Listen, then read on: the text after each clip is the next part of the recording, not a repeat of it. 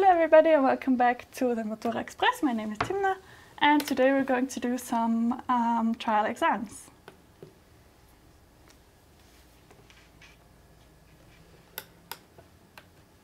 Okay, so as I said, today we are going to look at two different trial exams about the topic of environment and pollution. So I'm just gonna go through the first one with you and then and then Katrin and I are going to demonstrate them to you. Is that good? Yeah, perfect. Okay, so the first oral exam is about global warming. Same introduction as always. You will be asked some questions about your career, future plans, etc.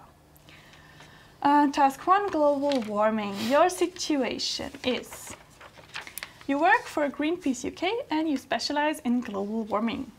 You have been invited to hold a talk in an Austrian school about the issue. And your task especially is to introduce the students to the issue of global warming. Explain the concept of global warming, describe some of the consequences global warming has on our environment, and talk about what people could do against global warming. So remember that you're talking to students in a school. You want to explain the concept of global warming, so what is global warming? You want to talk about some consequences that global warming has. And again, you want to talk about what you as a person or generally what people could do. Just simple things in everyday life that you could do against global warming. I'm sure you will be able to think of something. And then in task 2, it's about environmental organizations. After the talk, a student approaches you and starts discussing whether or not it makes sense to join an organization like Greenpeace and whether or not the average person can help. So kind of going on from the last bullet point. Tell her about the importance of the cause and tell her what Greenpeace does.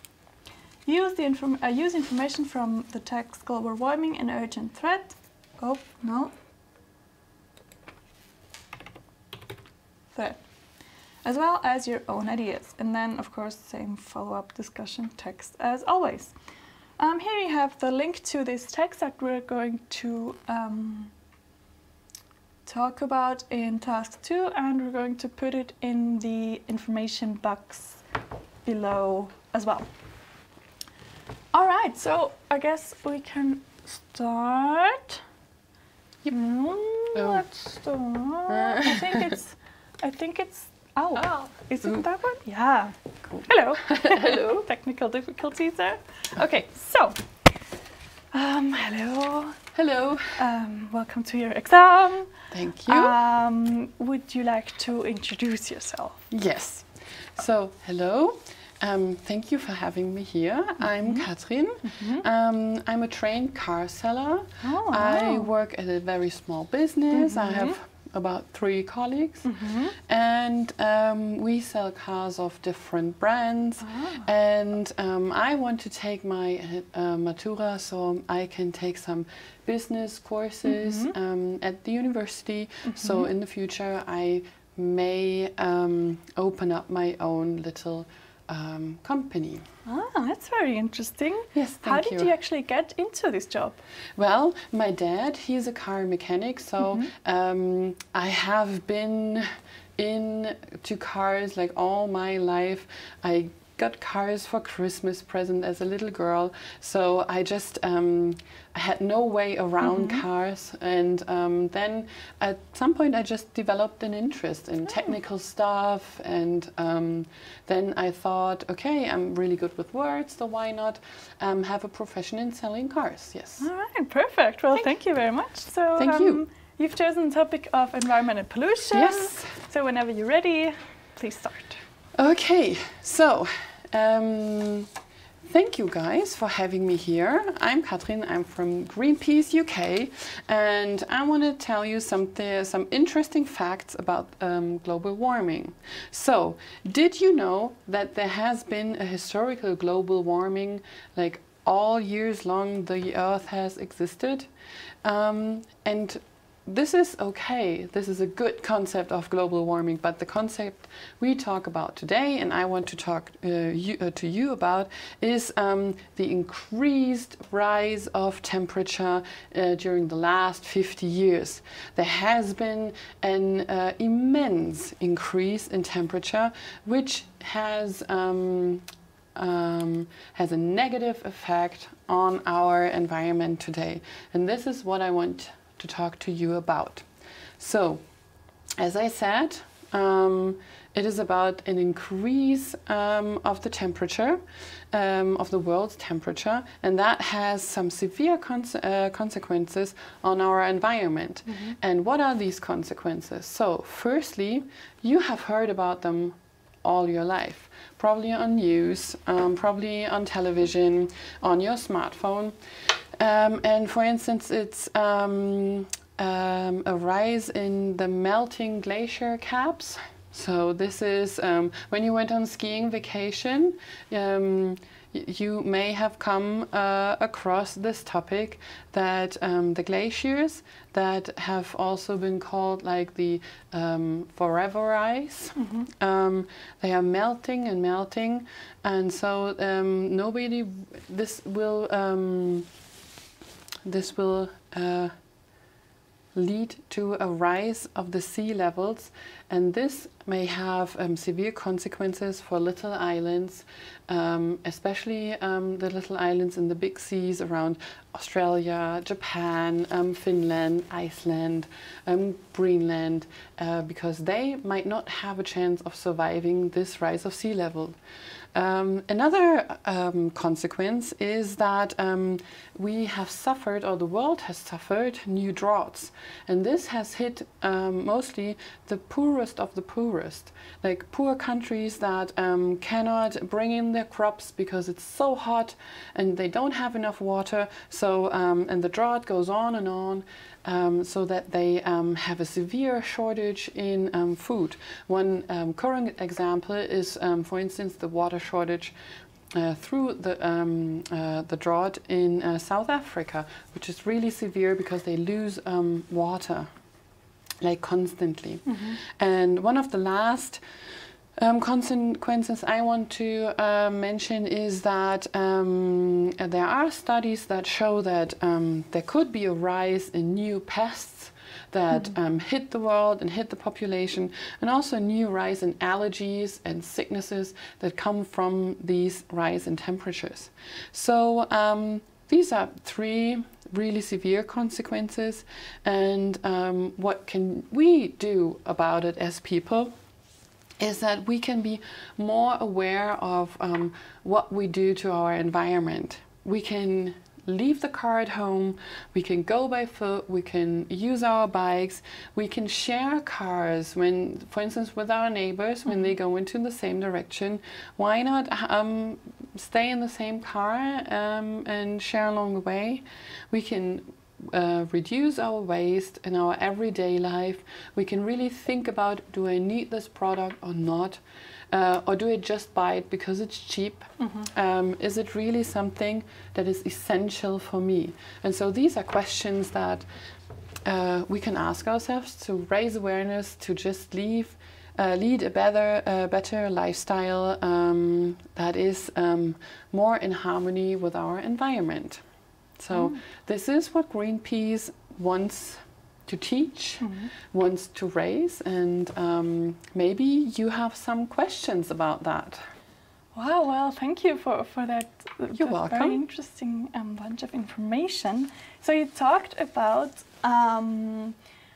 what people can do actually themselves to kind of reduce global warming, or not really reduce, but not increase global warming. Yes. Do you, as a member of Greenpeace, really think that by joining your organization, the average person can do something? Well, I think you as an average person, you can raise awareness, and you can spread the word, and you can be a positive example. Mm-hmm. I mean, you won't change the world only by changing your lifestyle. This is the first step. But what we have to say and discuss is that the big companies, the governments, politicians are most responsible for changing what has been done to our environment and to our nature. So it is about putting restrictions on emissions, putting restrictions on cheap mass production, and that is not nothing that you could do, but you as a consumer could say, okay, stop, I'm not buying cheap products, I'm buying local, for instance. And this is what we also do as Greenpeace, just talk to the big companies or forcing them to take a step back and look at what they've done. All right, well, okay, I think it's, some people don't really think about joining Greenpeace or think about that it won't really change anything, but I guess it does. Yes, and also your contribution. I think some people think that if you join, you have to attend meetings. It's like a really tight commitment, but it's not. That's what comes into my head. So if you think about like what I could maybe passively do to just be a part, then contribute to our company, and then with every cent, with every euro, with every dollar, we can do something to make the world better, and that is what you can do. Or even if you just distribute flyers on the street, this is what raises awareness and what brings the topic into people's minds. So that's true. Really what you could do. Okay, I think I might think about joining or doing something, or you taking some action. Yes, and you're more than welcome to join us for an internship if you're interested in our goals and how we work. So yes. All right, thank you very much. Okay, so you're welcome. I think that's going to be the end of our exam. Okay. Thank you very much. You're welcome. And goodbye. Okay, bye-bye. Okay, so I think Catherine did a very nice example there of how this task or this exam task could go. What really came to my attention is that she stuck to her role very, very well. She mentioned a few times that she's speaking for Greenpeace UK, and she really kind of understood or brought across the meaning behind the whole organization. And she also did a very good job of explaining what global warming was, especially when you keep in mind that she's explaining to students, so it should be not a very, I don't know, complex or, not a very difficult explanation, but one that everybody can understand, which it was. So that's perfect. That's about how you could do it. I think it's always a good idea to maybe take notes when we do these trial exams, so that you can see for yourselves or remember what's good to do, what's not so good to do in an exam. All right, so maybe now let's look at the second exam. Can we see it? Yeah, perfect. Okay, so again, environment and pollution. This time it is about pollution. It's quite similar, but not the same. Well, okay, so same introduction as always, and then your situation. In task 1, you have been asked to hold a presentation in class about the issue of global warming, as this is one of the most pressing issues at the moment. So as you can see, now you're not a member of an organization, but now you are a student yourself, which is quite easy for you, I would believe. Quite an easy role. So your task is to tell your classmates about global warming and pollution. Talk about why pollution is such a big contributor to global warming. So why what makes pollution so important to look at. Then the impact of globalization on pollution, and also what we could do to produce less pollution. So again, the last bullet point is quite similar to the one we just talked about, but here it is about just producing less pollution. So about cars, transport, and so on and so forth. Then task 2 should be about the effects of global warming. After your talk, you open the discussion up to questions from the students who asked you about the immediate and long-term effects of global warming. Use the information from the attached text, effects of global warming, as well as your own ideas during the conversation. And then again, the follow-up discussion. So, as I said before, you'll have this link to the text in the description bar below if you want to read through it. Okay, are we ready? Welcome back. So, welcome again. Hello. What would you like to introduce yourself? Yes. Hello, my name is Katrin. I just finished my training as a dental nurse.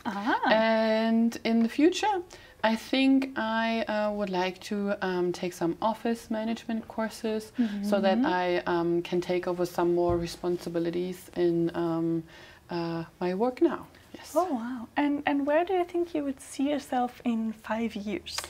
In 5 years, maybe I could be the head dental nurse in my office, and then also be responsible for training the new dental nurses. I think I would like that very much. Very interesting. All right. I like that. Okay.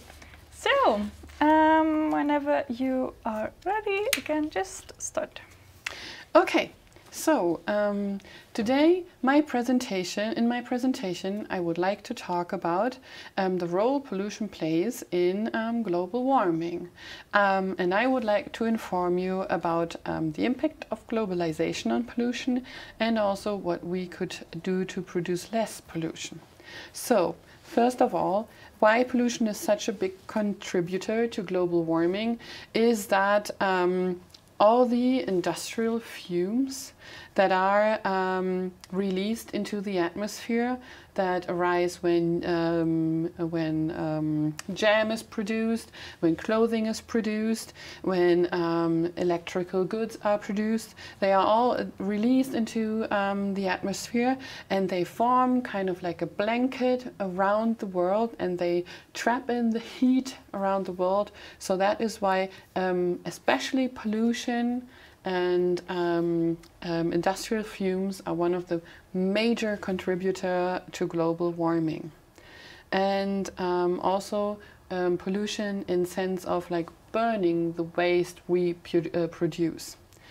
So the impact of globalization on pollution has risen in the last decades immensely, because as the world becomes more and more globalized, we just are used to more products from all over the world.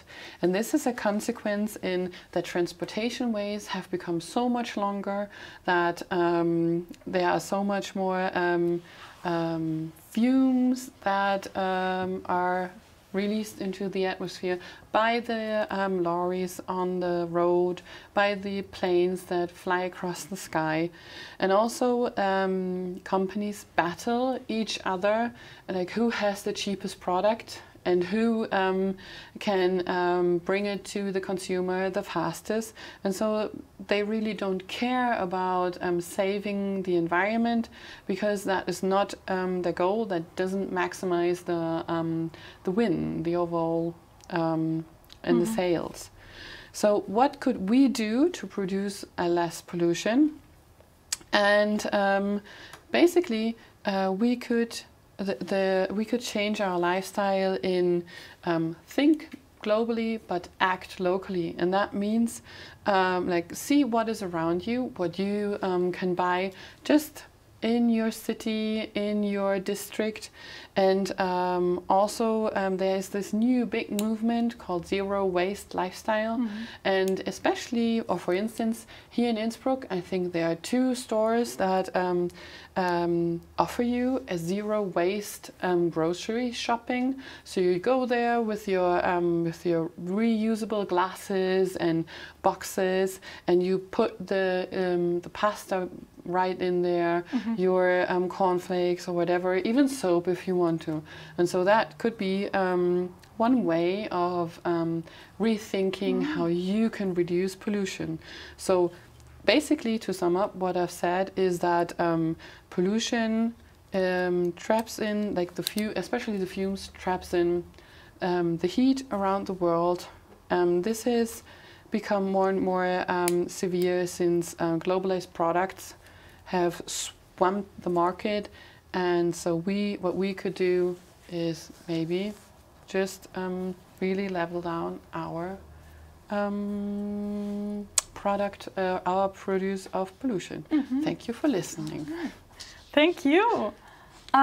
So you talked about kind of what we could do to produce less pollution, and what pollution kind of where it comes from and so on. But what are the effects of global warming and pollution? Like how can I actually see right now that there is kind of the environment is polluted? Well, for instance, if you look at the seas or at the oceans, I mean, you can see so much pollution right in the water. There are like square meters, square kilometers of just garbage in those oceans, and it is not really clear how what long-term effects that might have on ourselves, because I mean, it is clear that the fish we eat, they already have eaten plastic, but in the long term, it's not like studies haven't shown yet what this will do to us in the end. And so this is one way you can actually see and grasp like how polluted our world is. I feel like it's so hard to imagine kind of what effect it has on me personally, for example, because you kind of just live your life and you don't really think about that until you're really affected, right? Yes, but even if you like where I live, that there is so much garbage that people start to burn them in their chimneys, in their fireplaces. Yes, and sometimes when you go outside, it smells like burning plastic, and it really like burns your nose and your throat, and then I can't even open the window. And this is just like neighbors that want to not go to the dump and get rid of their garbage there. But imagine that in a city where it's or in a country where it's usually normal. I mean, there are African countries who can't afford a more a better like pollution system or anti-pollution system. There are countries in Asia where that is like the everyday life, and I won't imagine what that does to your lungs. Yeah, that's true. Actually, now I think about it, I remember that when I went skiing last time, I actually looked kind of over the valley, and I saw that there's so much bad air, or you can see like down there the air is so grey and thick, and I think that's something that really brings starts the thoughts. Yes, and if you think about, I don't remember where it was, but I think it was about Olympic Games in was it in Beijing? Could be. I don't know, but where they had like a 4 weeks like a car stop or a car ban from the city, so that they could make sure that the athletes could go then actually breathe enough to like perform at their best. Wow. I mean, how insane is that? Yeah, especially because what about the people that live there, like permanently? Yes. How can they live? Yes, and I mean, we've seen a rise in cancer from polluted water. So I think we should expect a rise in maybe lung cancer from polluted air. Yeah. That could well be. So I think it's a very horrific scenario. Yeah. Well, that was a very kind of depressing thought, isn't it?